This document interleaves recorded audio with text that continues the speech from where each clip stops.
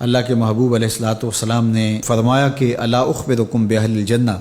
میں تمہیں اہل جنت کے بارے میں خبر نہ دوں؟ تو پھر ارشاد فرمایا الضعفاء المظلومون، جو مسلمان کمزور ہیں، ظلم و ستم سہتے ہیں، تو آقا کریم نے فرمایا کہ وہ اہل جنت ہیں۔ چونکہ بہت سارے گناہ کا کفارہ ان پر ہونے والے ظلم بن جاتے ہیں۔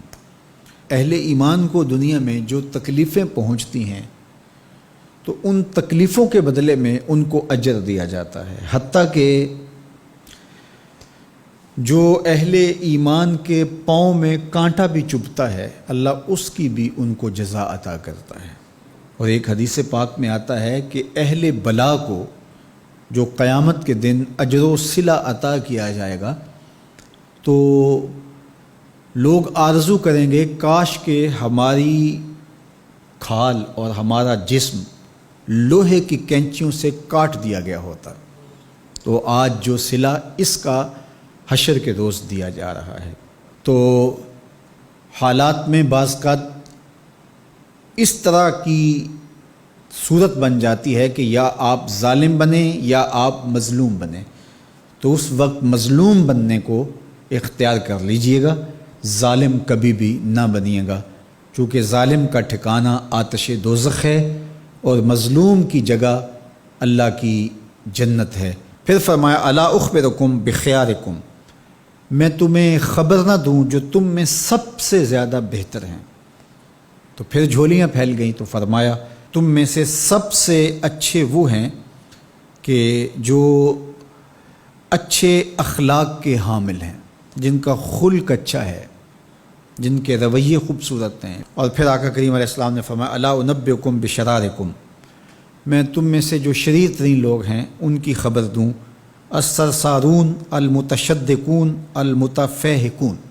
یہ وہ لوگ ہیں کہ جب مجلس ہو رہی ہو تو سب لوگوں کو برابر بولنے کا حق ہوتا ہے، اور کچھ لوگ تکبر کی وجہ سے بولتے ہی رہتے ہیں اور وہ سمجھتے ہیں کہ بس مجھے ہی حق ہے بولنے کا،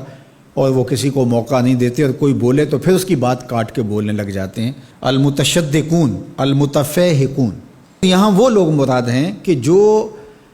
خام خواہ کا تکلف کرتے ہیں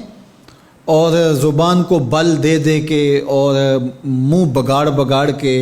مشکل لفظ بول کے اصطلاحات بول کے لوگوں پر اپنے علم کا رعب جمانے کے لیے کہ میں بڑا بلیغ ہوں اور بڑا فصیح ہوں، اور اسی طرح کچھ لوگوں کو یہ بڑا ہوتا ہے کہ وہ فرنگی زبانیں جانتے ہیں، تو وہ عام دیہاتی لوگوں کے ساتھ بھی گفتگو کریں تو وہ مشکل سے مشکل الفاظ بولتے ہیں، جبکہ وہ بیچارے تو سادی زبان سمجھنے سے بھی قاصر ہوتے ہیں۔ تو یہ کوئی دانش مندی نہیں ہوتی کہ آپ جو ہے وہ بھاری بھرکم الفاظ بول کر کسی کے اوپر جو ہے وہ رعب جما رہے ہوں، تو یہ بات نہیں ہوتی۔ جب بات کریں آپ تو جس طرح کے لوگ ہوں اس طرح کی بات کی جائے اور اس طرح کی مثالیں ان کو دی جائیں۔ قرآن مجید میں اللہ تعالیٰ نے فرمایا کہ وہ اس بات پہ شرم نہیں اللہ کرتا کہ وہ تمہیں مچھر کی مثال دے۔ مچھر کی مثال دے کر کہ اگر تمہاری بات سمجھ میں آتی ہے، اور مکڑی کے جالے کی مثال دے کہ اگر تمہاری بات سمجھ میں آتی ہے تو اچھی بات ہے۔ دیکھو چھوٹا بچہ ہو، دودھ پیتا ہو تو اس کو یخنی تو نہیں پلائی جاتی، اس کا معدہ خراب کرنا ہے، وہ برداشت نہیں کر سکتا، اس کو وہ دیا جائے جو وہ برداشت کر سکتا ہے۔ اس لیے آپ کے مخاطبین کس طرح کے ہیں؟ کلم الناس علی قدر عقولہم لا علی عقولکم، میرے اور آپ کے آقا و مولا نے فرمایا جب بات کرو تو لوگوں کے فہم کے مطابق کرو، اپنے فہم اور اپنی عقل کے مطابق نہ کرو۔ علامہ اقبال علیہ رحمہ کی شاعری اور ان کا خوبصورت ادب اگر آپ دیکھیں تو اہل علم کے لیے سوغات ہے، لیکن جب چھوٹے بچوں سے مخاطب ہوتے ہیں تو پہاڑ اور گلہری کے نام سے نظم لکھتے ہیں، جگنو کے نام سے نظم لکھتے ہیں، اور بکری کے نام سے نظم لکھتے ہیں، تو یہ ان کے مزاج کے مطابق بات ہوتی ہے۔ تو یہ حسن ہوتا ہے، اصل فصاحت ہے ہی یہ ہے کہ کس سے کس طرح بات کرنی ہے۔ تو میرے اور آپ کے آقا و مولا نے فرمایا کہ یہ شریر لوگ ہوتے ہیں۔ تو اللہ تعالی ہم سب کو اس کی توفیق عطا فرمائے کہ ہم نہ تو اہل دوزخ سے ہوں اور نہ شریروں میں ہمارا شمار ہو۔